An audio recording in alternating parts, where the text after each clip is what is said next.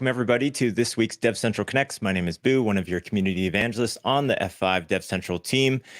We are here in support of community.f5.com, the technical user community of F5. So you can head over to that website, register, and check out all of the content that we have on there, our articles, Q&A forums. We have a special forum for DevCentral Connects viewers as well. If you head over there, you can see all the show notes that we have for our guests and all the articles and news that we talk about as well. Just before we bring on our guest today, who is going to be Jacquie Grindrod. She's Senior Developer Advocate over at AWS, and you may recognize her from all of the content that she does. She's on video and she's writing articles and she's publishing code as well. So we'll go over a couple of the things that she's been up to. But before we head over into that, just a couple of things that I wanted to share with you all. First of all, this week is Mobile World Congress, and that's happening in Barcelona, Spain. Huge conference. I believe there's like 100,000 attendees at this conference. So it's a really big deal for people that operate in the service provider carrier space. F5 has a big presence out there.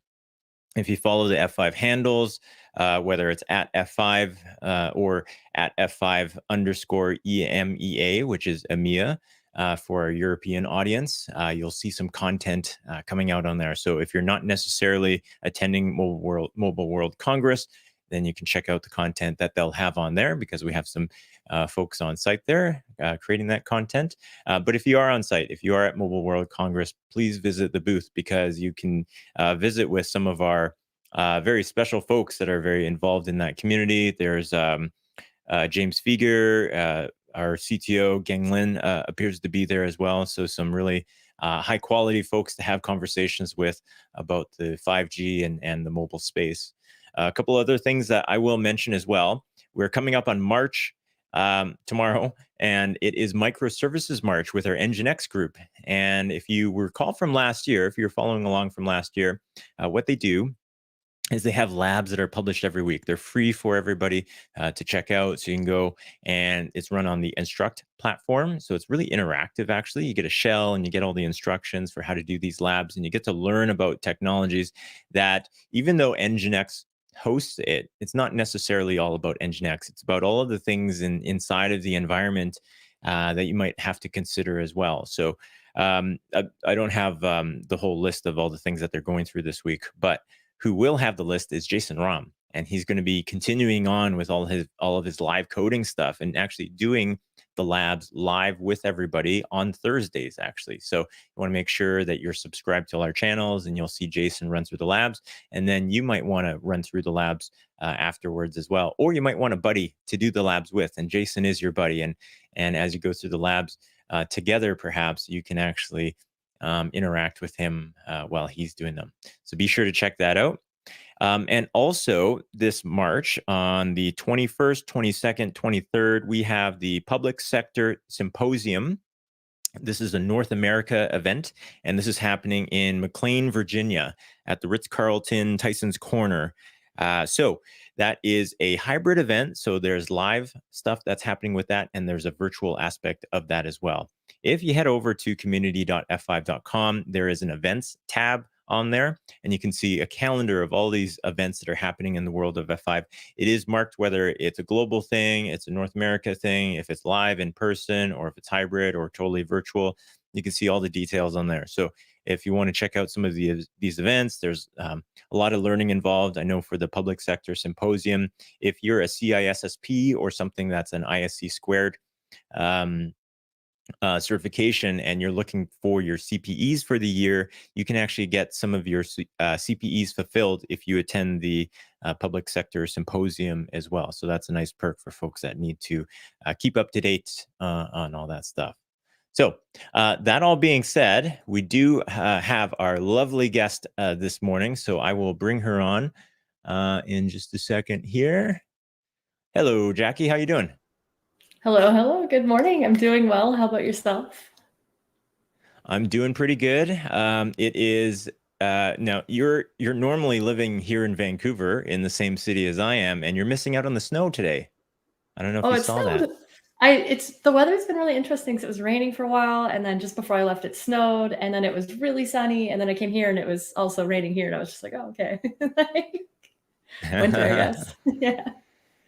Yeah, you may But have missed our good buddy Peter over in Palmdale showed us some of the snow that he was having in his area, actually. So I guess you just missed out on that.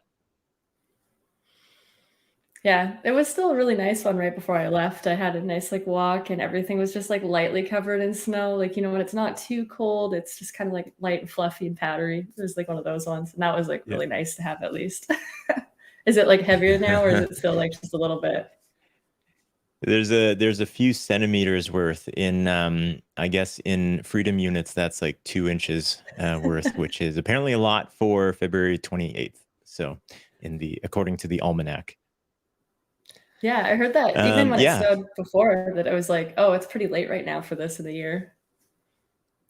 Oh, Yeah. totally. For folks who are not here in North America, it is a interesting season for us as far as weather goes. So that has become a bit of a topic these days.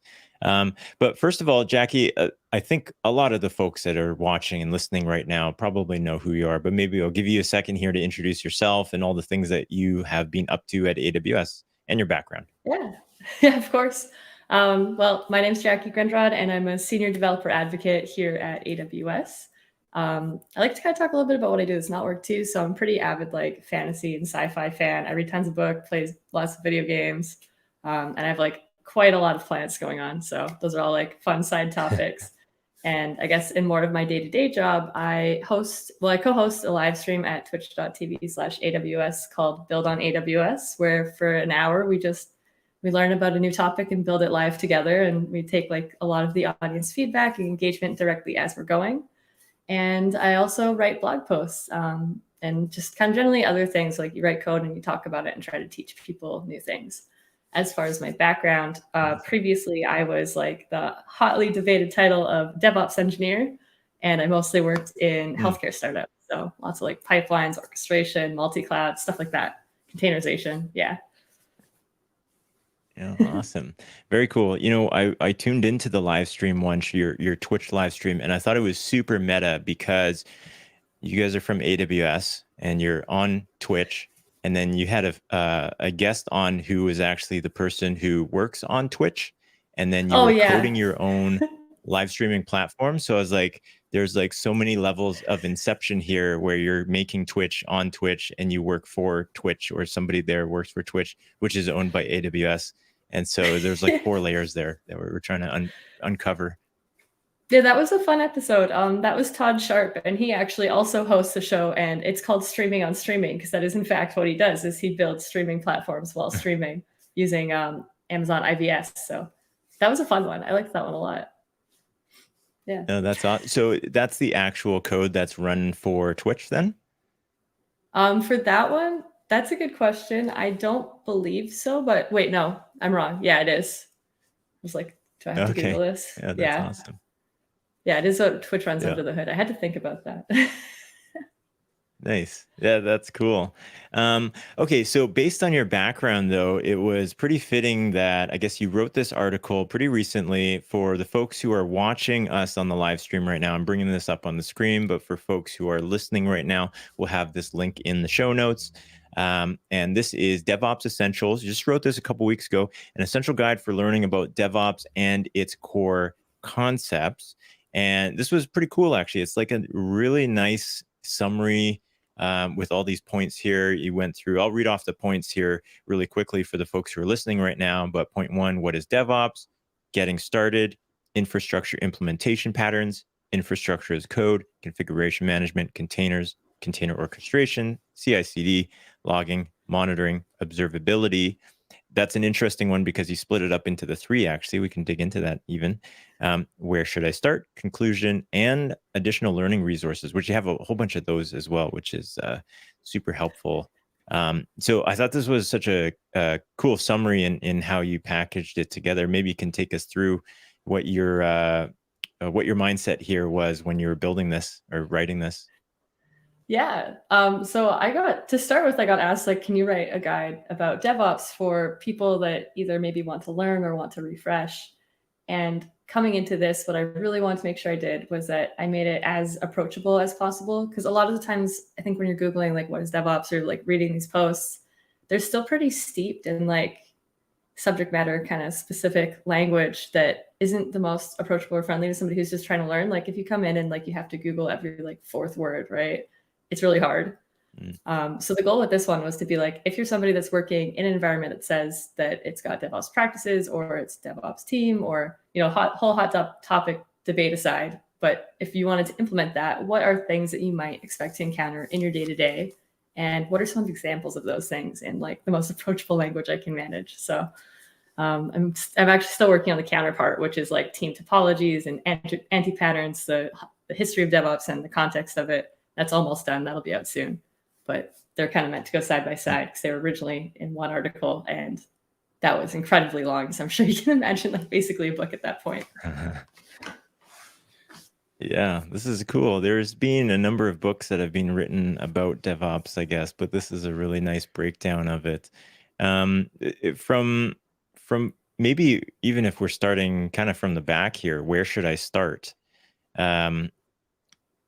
If we scroll down to this, you had a couple ideas on that, like looking for the bottleneck or the pain point for the teams that they're struggling with. So kind of attacking something kind of head on, like that's your first potential goal there. Yeah, I would say find something that hurts, but not necessarily something that's going to go straight into production. And the reason I say this is because when I was first learning how to do some of these things, like it was easy to kind of like read online and see like all of these very opinionated approaches for what you should do. But sometimes they didn't actually like help anyone. Like, I'd set some things up, but it didn't really change anyone's day to day. So it didn't have a lot of impact. But then just usually talking to the other teams and being like, hey, like, I'm looking at doing some pipelines, maybe like, is there some process right now that hurts or it takes a lot of time or it's really frustrating, it has a lot of friction, maybe there's a lot of manual steps or it's very error prone. And that's just kind of a good place to start because a lot of the times when you're in this role, part of your job is also some level of internal advocacy and like trying to convince people that they do need systems or that they do need containers or that, that you can improve the state of things. You're kind of going a little bit against that. Like if it ain't broke, don't fix it. So yeah, it's better to find those places where there's like immediate kind of impact and you can help them and just like build those relations up and build those either processes or patterns up as well. Do you think this is a seed for like if an organization doesn't necessarily have a DevOps team, and this is like the kind of like the little seed that actually grows into a DevOps team? I'm not really sure on that one. I think it depends on the size of the organization as well as kind of like what you have. Like the team that I worked on, it would have like today it would have been called a platform engineering team, to be honest. It's just that term wasn't really around yet. But it probably would have been called a platform engineering team. And the thing was that we had 7 different product teams with development, like 7 different dev teams that all had you had some kind of colo on-prem infrastructure, you had some in the cloud, and you had some that was somewhere in between. Like some of it would be in one or the other. And then we still had like a ton of like shared services though. Like maybe they had to have logging stacks or vulnerability scanning or any other number of like, maybe we had to have like a shared database service or just things like that like not shared between the application, but shared between the infrastructure, like more like it's going to have the same patterns with how you spin it up.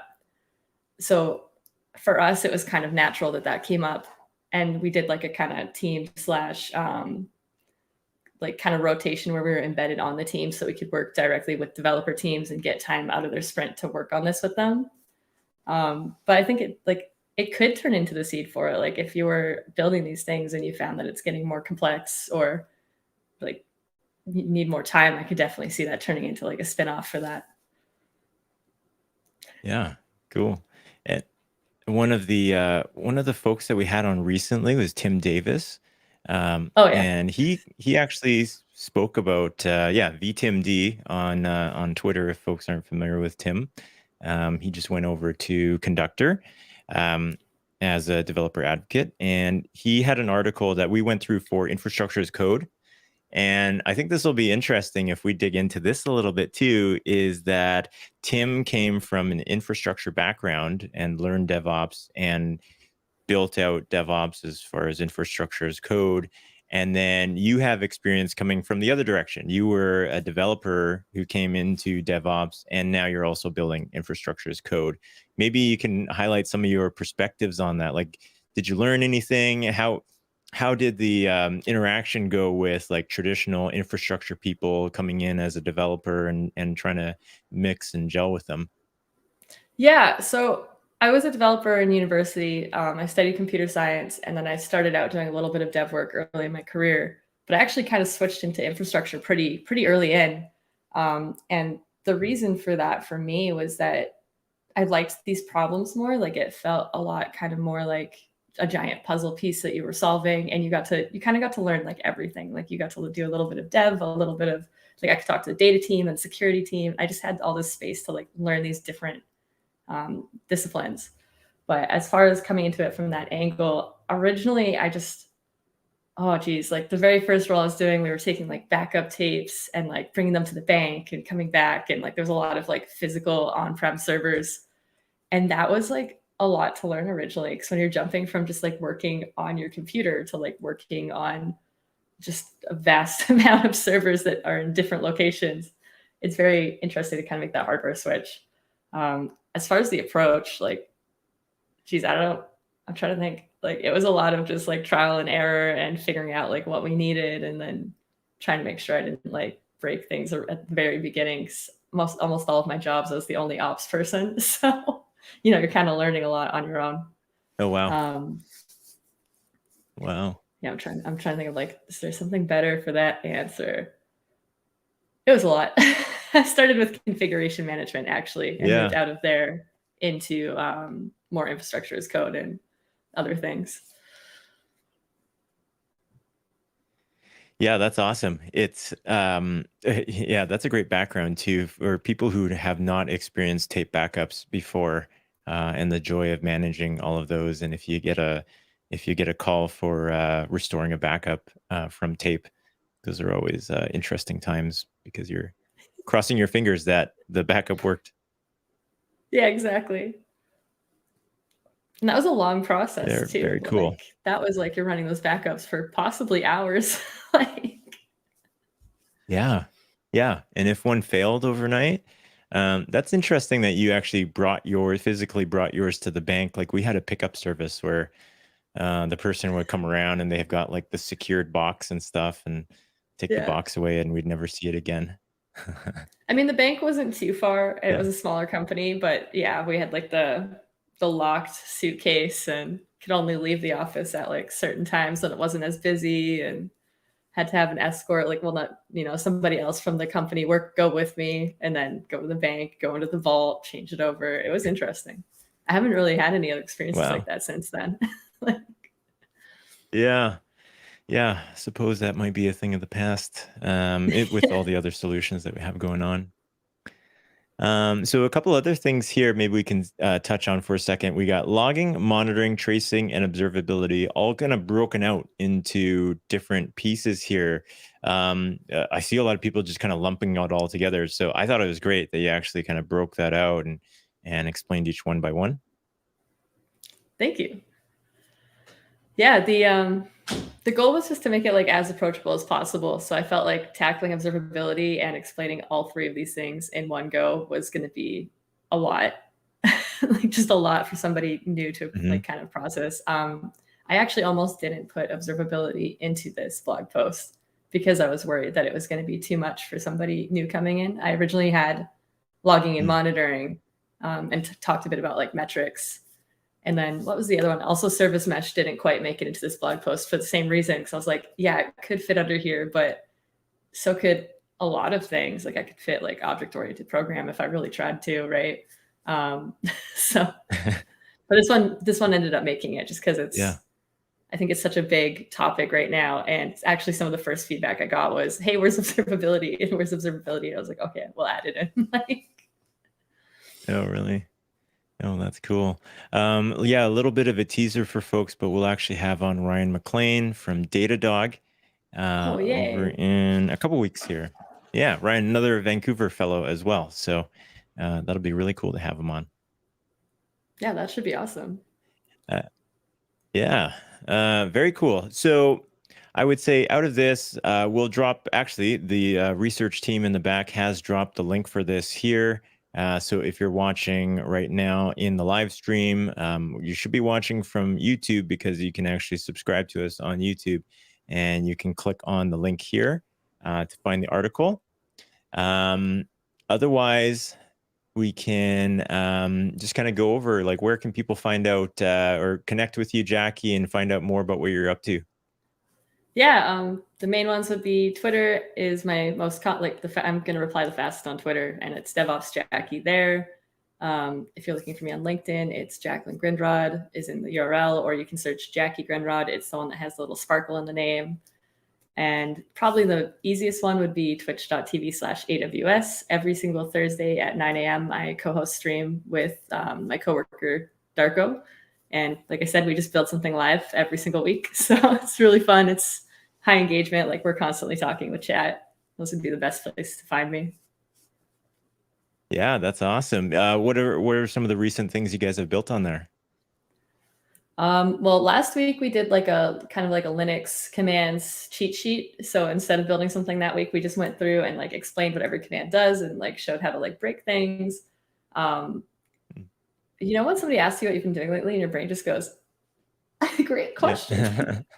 Yeah. Recently, I don't know if you've heard of Wackapod. It's like a Kubernetes demo that somebody made from Google, I think in 2017.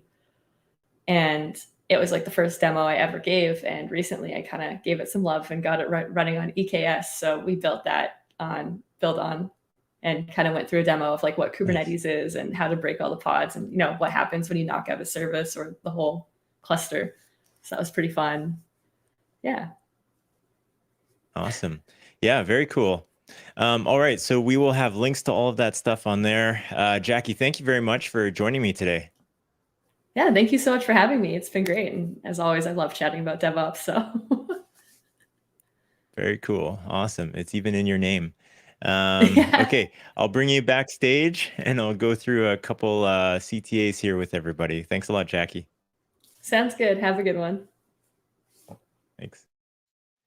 All right, great to have Jackie on. Again, we'll have all of Jackie's contact details in the show thread. So if you head over to community.f5.com, head over into the groups, and you'll see a group called DevCentral Connects on there. From within that group, you should see a show thread for every one of these shows. So you'll have all of Jackie's contact info on there, and we'll throw in the link to her article as well. Check her out on the Build On live stream on Twitch as well. And otherwise, just wanted to remind folks, we are available on podcasts. So you might be listening to us already, but if you're watching the live stream right now and you prefer to listen to us, because we see that people are actually doing return to office and they have commutes now, so you might prefer that method. We are on Apple, Google, and Spotify podcasts. We're also on the SoundCloud as well, if that's your preferred platform. And otherwise, LinkedIn, Facebook, YouTube, and on Twitter, we're live streaming right now. So make sure you follow us on there. Thank you very much, folks. And make sure you tune in for all the stuff that Jason's doing with his live builds as well. We'll see you next week. Well, thanks for checking out that video. If you have any questions, leave a comment down below. While you're down there, hit the like button and subscribe if you haven't already. You might want to check out one of these videos over here. And if you haven't already, go check out community.f5.com. This is where all the DevCentral Connects hosts hang out, as well as the rest of the community. It's free to sign up, and we'll see you there.